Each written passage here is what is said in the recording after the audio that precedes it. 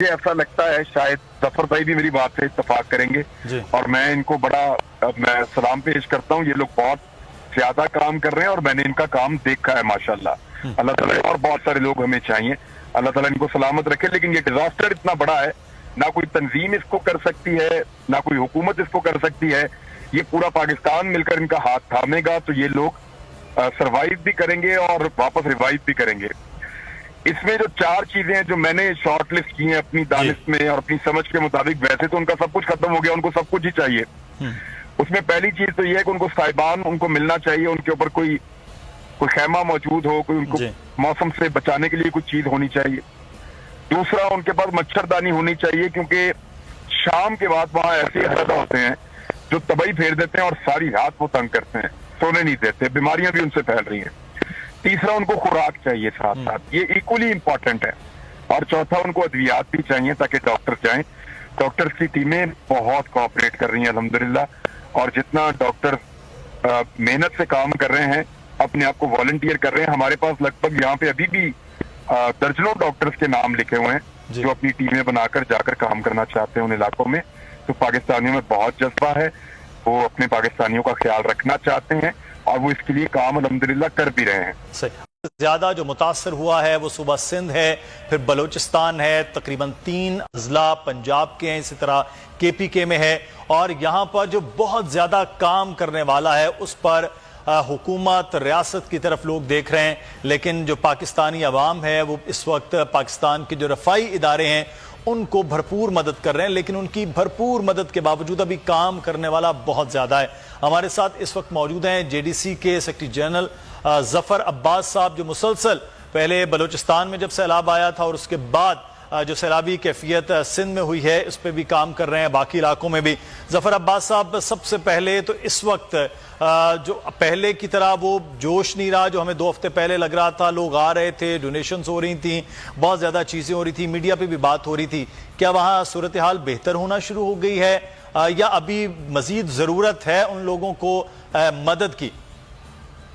देखें मुदस्सिर भाई, सूरत हाल अबतर होती जा रही है। इंतजार बढ़ता जा रहा होगा कि वो किस तरीके से उन तक मच्छरदानियां पहुंचेंगी, किस तरह से उन तक राशन पहुंचेगा। और अब तक बाज बड़े पैमाने पे ऐसी जगह ना जहां पहली दफा वाला राशन पहुंचा है, ना जहां अब तक कोई खेमे पहुंचे हैं, ना मच्छरदानियां पहुंची हैं। तो बात वही वाली है कि अभी इस वक्त एक ऐसा ज्वाइंट सिस्टम बनाने की जरूरत है कि सारा डाटा कलेक्ट किया जाए, और ये घंटों की बुनियाद पे होना चाहिए। 6 घंटे के अंदर, 4 घंटे के अंदर, 3 घंटे के अंदर मालूम होना चाहिए कि इस वक्त कितने हजार, कितने लाख लोग ऐसे हैं जो पहाड़ियों पे बैठे हैं। आप जब सिंध में जाते हैं, सेवन की तरफ, जो आपके पास पहाड़ियां पड़ती हैं, उन पहाड़ियों को आप देखेंगे, आप दंग रह जाएंगे। आप बोलेंगे ये क्या है पहाड़ियों के ऊपर काला? तो बताया जाएगा इंसान है, जिनके गांव, जिनके देहात।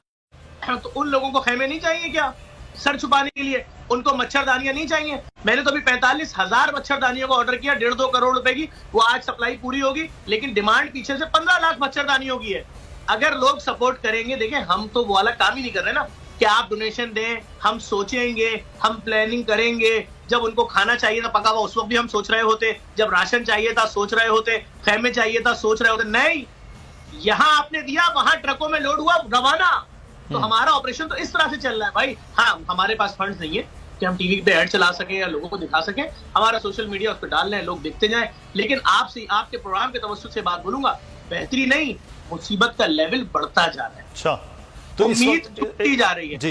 इस वक्त जफर अब्बास साहब, जो जिन चीजों की जरूरत बुनियादी तौर पर है और फौरी तौर पर करने का कह, लेकिन आपने जो अभी बात की ना, ज्वाइंट एक एफर्ट की, एक्शन की जरूरत है, वो बन नहीं पाया है। बहुत से इदारे काम कर रहे हैं, हुकूमतों के साथ मिलकर कोई ऐसा प्लानिंग वो हो क्यों नहीं पा रही है?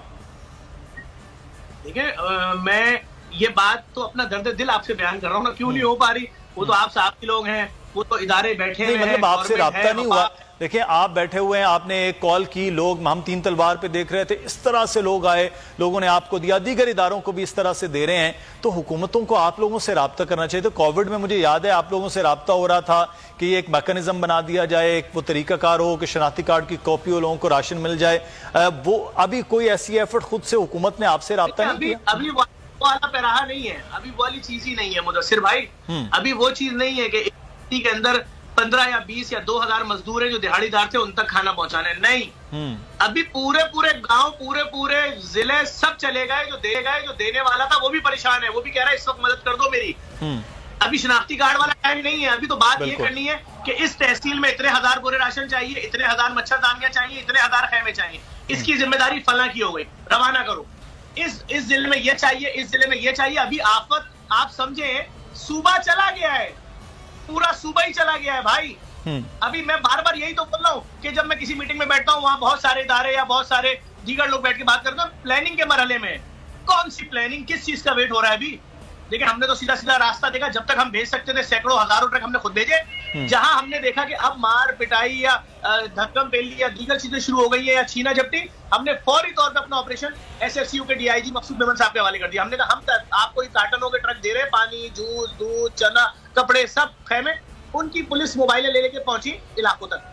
फिर उसके बाद हमने देखा और ज्यादा मुश्किलात बढ़ गई कि जमीनी रास्ते ही बंद होते जा रहे हैं पानी की वजह से। बिल्कुल। एयरफोर्स के साथ मुआहिदा किया। एयरफोर्स को हमने 25,000 बोरे राशन यानी कि 485 टन राशन दे दिया। उनके जहाज अभी रेंजर्स के साथ मुआहिदा हुआ है, उनको कल या परसों में हम शुरू कर रहे हैं देने के लिए। उनको 5 से 7 दिन में 50,000 बोरे, तकरीबन 1000 टन राशन उनके हैंडओवर करेंगे।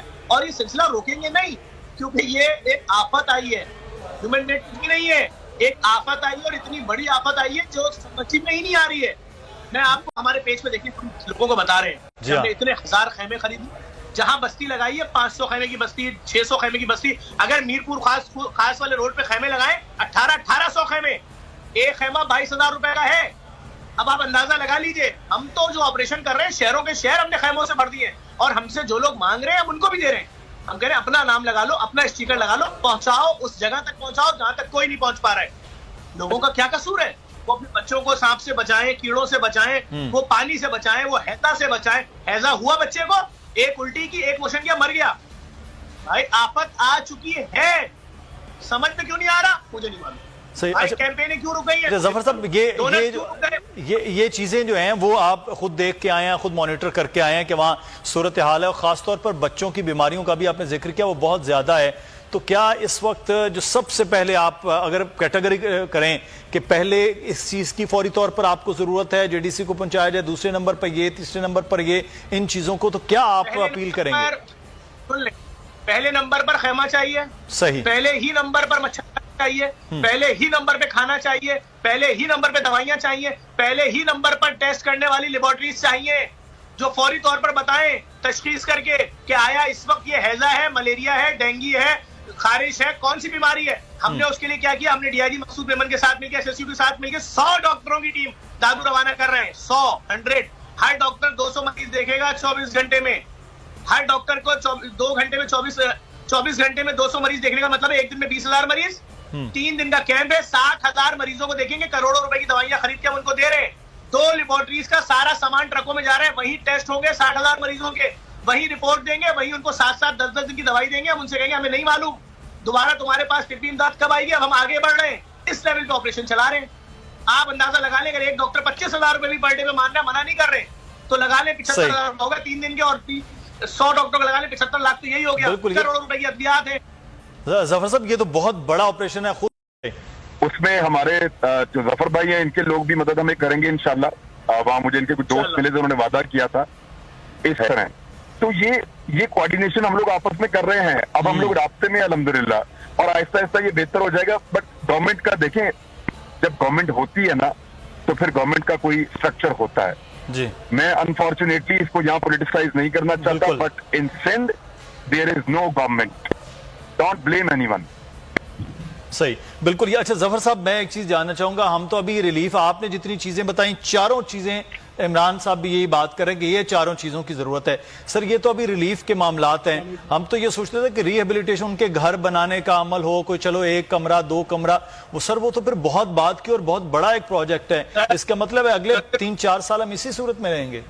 जफर भाई, मुदस्सिर भाई, मैं बार-बार तमाम चैनलों में बोल रहा हूँ कि जो कर रहे हैं, घर बनाने के लिए जमा कर रहे हैं, मैं बार-बार पूछ रहा हूं नहीं बचेंगे। बोले तो मैं कसम आगे बोलूं ये बात कि भाई आप सड़क पे सफर करो, आप बोलोगे जमीन पे काले बादल आ गए क्या? गाड़ी के शीशे पे जो मच्छर टकरा रहे हैं वहीं पर पानी के साथ उनको साफ नहीं कर पा रहा है। जो उनके जिस्म में इतना इतना खून भरा हुआ इंसानों का है, इनके जानवरों का खून है। भाई जानवर मर रहे हैं लोगों के, 4-4 लाख रुपए वाली भैंसे मेढ़ की लोग खरीद के ले जा रहे हैं 20-20 हजार में। जो बेच रहा है, क्यों बेच रहा है?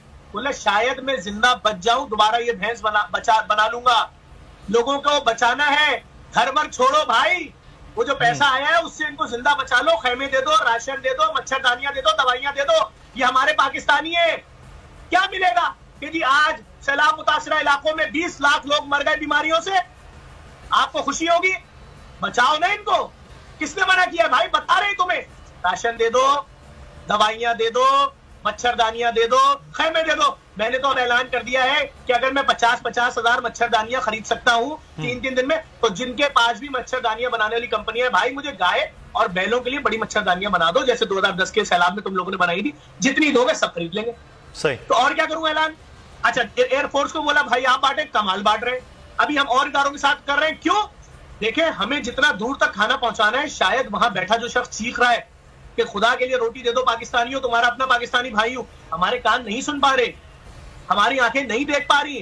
पानी जरा सी खुशकी हम हिम्मत हार जाते हैं कि अब बस 2 दरिया अबूर कर ली। दरिया थोड़ी शहर है। अरे भाई जो 7 दरिया अबूर करके बैठा हुआ है 60 शहर दूर, क्यों मर जाए? हम उस तक क्यों नहीं पहुंच पा रहे? तो बात यह कि भाई हमें बहुत बड़े ऑपरेशन की जरूरत है। खुदा के वास्ते प्लानिंग वाले मरहले से बाहर आ जाओ। ये जिनको बोल रहा हूं वो सब समझ जाए बात, प्लीज। बिल्कुल, ये प्लानिंग से ज्यादा इस वक्त फौरी रेस्क्यू का काम है। जो जफर अब्बास साहब आप बात कर रहे हैं, इमरान रियाज साहब जो बात कर रहे हैं कि इन चीजों पर फोकस करना है, मदद कीजिए उन तरह की। जफर अब्बास जेडीसी की, इमरान रियाज साहब की कि ये लोगों तक पहुंचा रहे हैं राशन। इसी तरह से ये जो 4 चीजें हैं, इसके जरिए उन लोगों को अभी बचाया जा सकता है। फिर उसके बाद अगला मरहला होगा, फिर उसके लिए काम किया जाएगा। फौरी उनकी जिंदगियों को बचाना है, उनको बचाना है। शुक्रिया अदा करूंगा इमरान रियाज साहब आपका भी, जफर अब्बास साहब आपका भी। मुदस्सिर इकबाल को प्रोग्राम से इजाजत दीजिए। अपना ख्याल रखिए। अल्लाह हाफिज।